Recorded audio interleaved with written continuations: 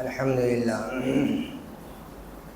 الحمدللہ وحدہ من لا نبی بعد اما بعد فاعوذ باللہ من الشیطان الرجیم بسم اللہ الرحمن الرحیم فسیکفیکہم اللہ وہو السمیع العلیم صدق اللہ مولانا العلی العظیم اللہم صلی علی سیدنا و شفیعنا و ہادینا و نبینا و مرشدنا وهادينا ونبينا ومرشدنا وسندنا ومولانا محمدا عبده ورسوله صلى الله تعالى على خير خلقه محمد وعلى آله وأصحابه وأزواجه وذرياته وآل بيته ولأمته إلى يوم الدين وبارك وسلم تسليما كثيرا كثيرا.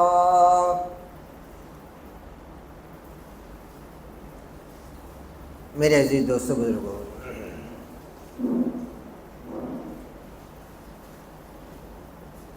اس دنیا کے اندر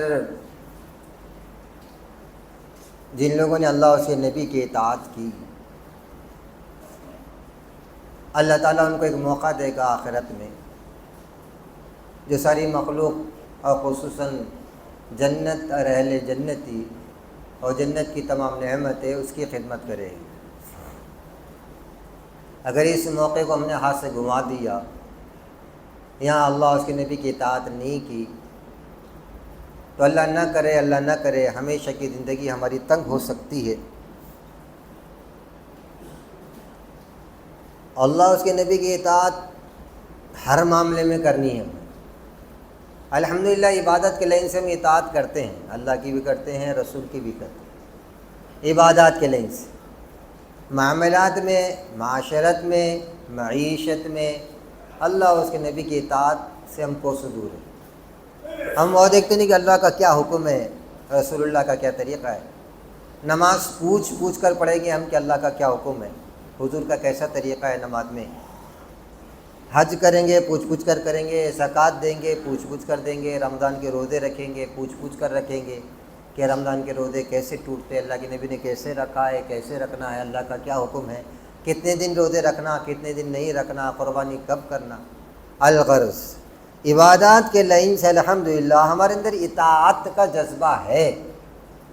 ہم اپنی منمانی عبادت میں نہیں کرتے، مگر عبادت کے علاوہ ہماری اپنی زندگی، معاشرت والی زندگی، معاملات والی زندگی جو مخلوق کے ساتھ ہے، اس میں ہم یہ بات پوچھنا گوارا نہیں کرتے کہ معاملات کس انداز سے رسول اللہ صلی اللہ علیہ وسلم کے تھے۔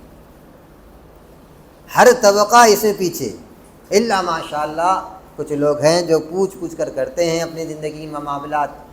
بہت سارے معاملات ایسے ہیں آج ہمارے، تجارت کے لائن سے ہو، لین دین کے لائن سے ہو، رشتہ داری برادری کے لائن سے ہو، الغرض ملازمت کے لائن سے ہو، ان معاملات کو اگر ہم دیکھتے ہیں تو ہم اپنی مرضی کے مطابق کرتے ہیں۔ پھر یہ دیکھتے ہیں کہ دنیا کا دستور کیا ہے، کس انداز سے ہو رہا، اس انداز سے ہم چلتے ہیں۔ اس وجہ سے معاملات میں برکتیں نہیں آتی، عبادت میں برکتیں دکھتی، معاملات میں برکتیں اس لیے نہیں دکھتی ہم نے اطاعت نہیں کیا۔ اور اللہ پوری زندگی کا سوال کرتے کہ پوری زندگی میں میری اطاعت ہونا، پوری زندگی کے ہر شعبے میں ہونا۔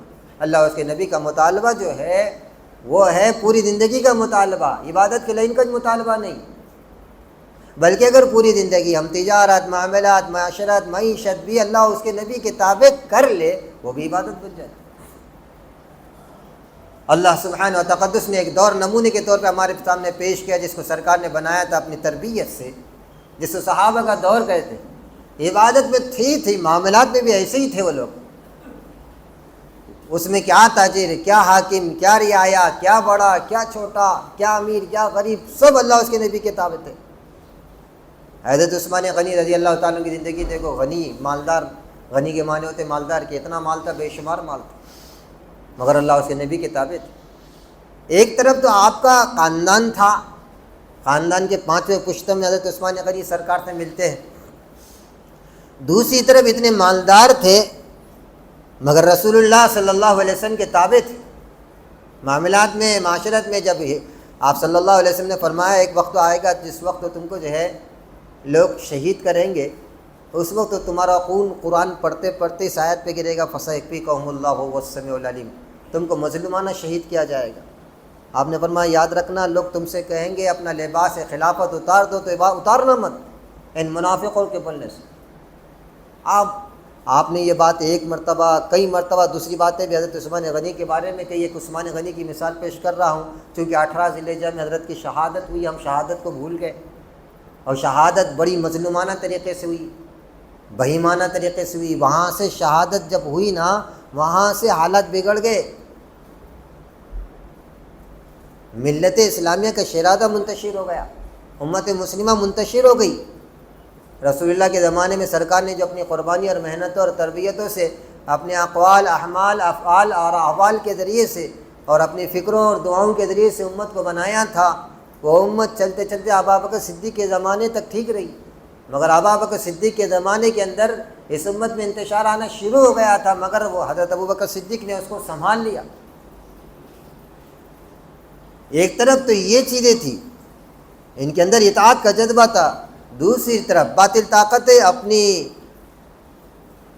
سازشوں کے ذریعے سے، مکاریوں اور فریبوں کے ذریعے سے اسلام کا شیرازہ منتشر کرنا چاہتی تھی، مگر صحابہ کرام کا وہ طبقہ اللہ اس کے نبی کے تابع تھا، اس لیے ان کو ہمت نہیں ہو سکی، ورنہ یہ تو وہ چڑے ہوئے تھے۔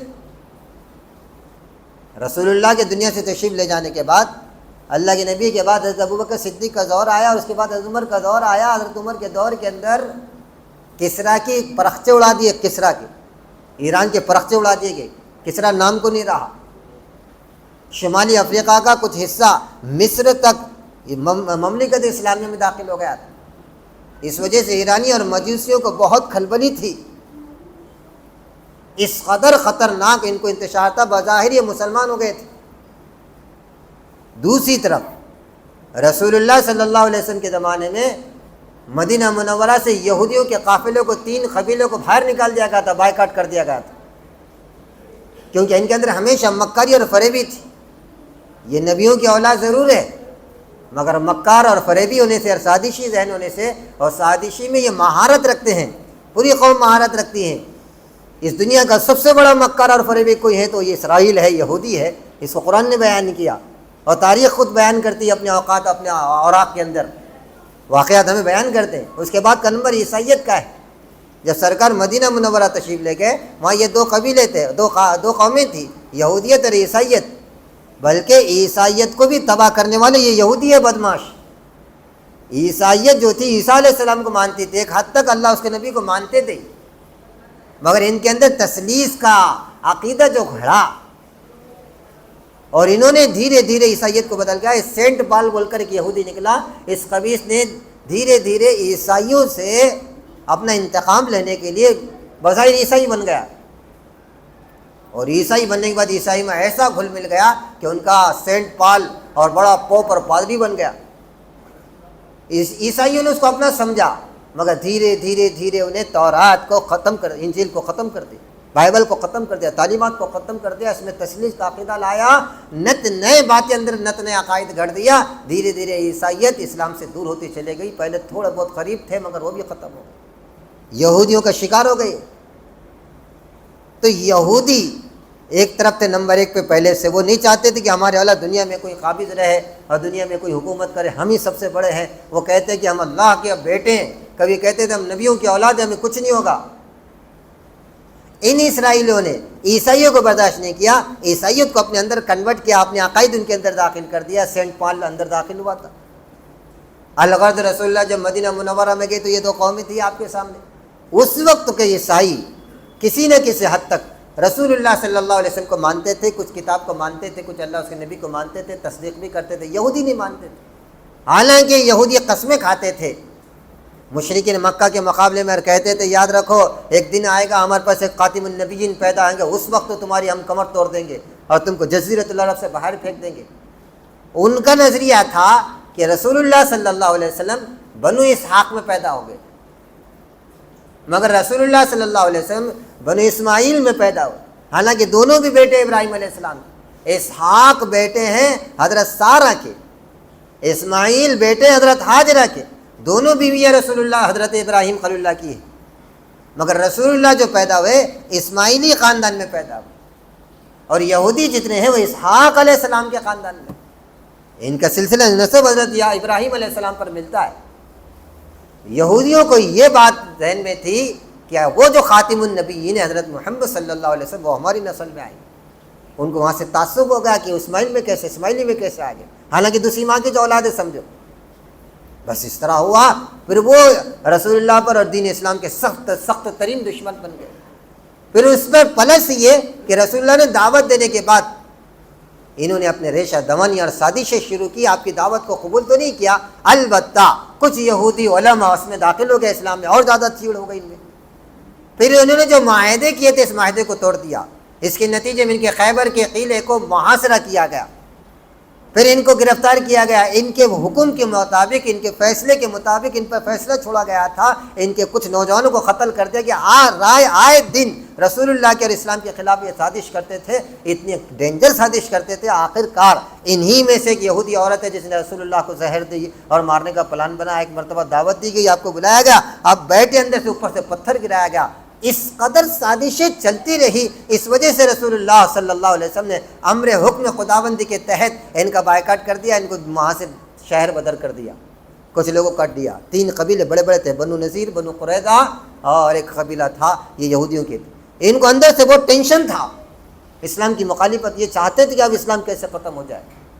یہ جتنے بڑے بڑے واقعات ہوئے، کربلا کا واقعہ، حضرت عثمان کی شہادت کا، حضرت عمر کی شہادت کا، جنگ صفین، جنگ جمل، اور آج تک امت مسلمہ میں جو انتشار نظر آتا، عباسی الگ ہو گئے، فاطمی الگ ہو گئے، علوی الگ ہو گئے، اموی الگ ہو گئے، یہ جو ایک تاریخ ہے ہماری، ان تمام تاریخ کے اندر ایک نقطہ میں بیان کرنا چاہ رہا ہوں کہ یہودیت کیا چیز ہے۔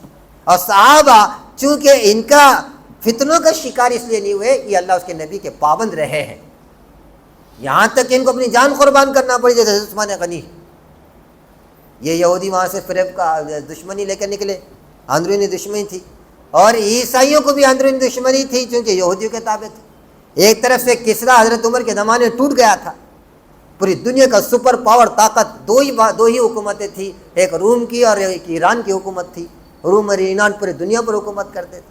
حضرت عمر رضی اللہ تعالیٰ نے اپنے خلافت کے دور خلافت عمر میں، دور عمر کے اندر اللہ تعالیٰ نے کسریٰ کے ٹکڑے کر دیا، اور بڑے بڑے صحابہ نے کسریٰ کے شمال افریقہ، مصر تک کے قبضے میں لے لیا، اسلامی مملکت قبضے میں آ گئی پوری دنیا ایران کی۔ ایران بھی ایک ٹینشن میں تھا، مجوسی تھے وہاں، بظاہر مسلمان ہو گئے تھے۔ انہوں نے یہ سوچ لیا تھا کہ اسلام کے اندر انتشار کیسے پیدا کرنا۔ حضرت عمر کے زمانے میں نے خوشی کام کرنے کے لیے آگے بڑھے تھے، مگر حضرت عمر کی تلوار، عدل و انصاف اور طاقت اور قوت، اور اللہ تعالیٰ نے وہ دبدبہ عطا فرمایا تو کر نہیں سکے۔ آخر کار انہی ایرانی اور مجوسی میں سے ایک آگے بڑھا، لولو، فیروز لولو نام تھا اس کا، اس خبیث نے آگے بڑھ کر فجر کی نماز میں حضرت عمر کو شہید کر دیا۔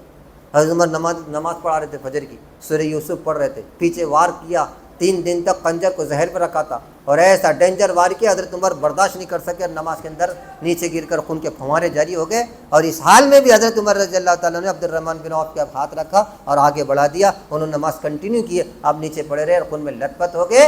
صحابہ محسوس کر لیا کہ کوئی شخص نے حملہ کیا، نماز کی حالت میں پکڑنا چاہا، 13 صحابہ کو زخمی کیا اس خبیث نے، آخر پکڑا گیا تو مارا گیا۔ حضرت عمر بڑے خوش تھے کہ کسی مسلمان کے ہاتھ سے اللہ نے مجھے نہیں مارا، یہ مجوسی تھا۔ اس خبیث کی آج بھی ایران کے اندر قبر بنی ہوئی ہے، اس کے اندر اس پہ لکھا ہوا حضرت لولو، فیروز لولو مبارک، اور اس کے بالمقابل ایران کے اندر جو ایران آج ہم جن کو مانتے کہ نہیں، اس کے اندر کی بات بتا رہا ہوں، اس کے قبر کے نیچے انا للہ و انا الیہ راجعون لکھا ہوا ہے، اور بڑی کتبہ لکھا ہوا ہے، اور اس قبر کی بڑی تعظیم ہوتی ہے ایرانیوں میں آج بھی۔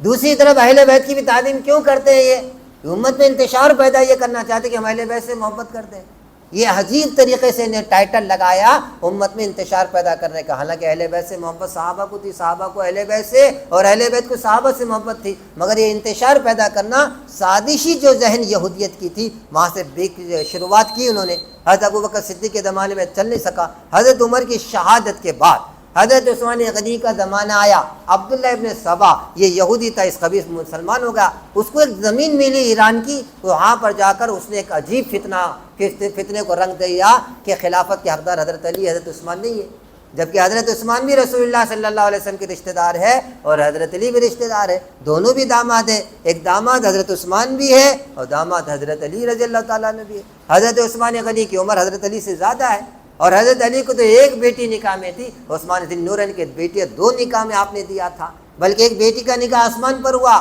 جس وقت حضرت رقیہ کا انتقال ہوا، حضرت عثمان بڑے پریشان تھے، رو رہے تھے، اداس رہتے تھے۔ رسول اللہ نے فرمایا عثمان کیا بات ہے؟ کہنے لگے آپ کی بیٹی میرے نکاح میں تھی، میں آپ کا داماد تھا، اس پر فخر محسوس کرتا تھا، اب میری ساری دنیا لٹ گئی اور آخرت بھی لٹ گئی، کہاں کیا ہوا؟ کہنے لگے آپ کی بیٹی کا انتقال ہونا ایسا لگتا ہے کہ آپ کا دامادی کا جو رشتہ میرا تھا وہ ختم ہو گیا۔ اللہ کے نبی نے وہاں ان کے پیٹھ پر تھپکا اور کہا گھبراؤ مت، ابھی جبرائیل میرے پاس آئے ہیں، وہ کہہ رہے ہیں کہ ہم نے ام کلثوم کا نکاح تم سے کر دیا، میری دوسری بیٹی کلثوم کا نکاح تم سے کر دیا گیا، پہلے آسمان پہ نکاح ہوا۔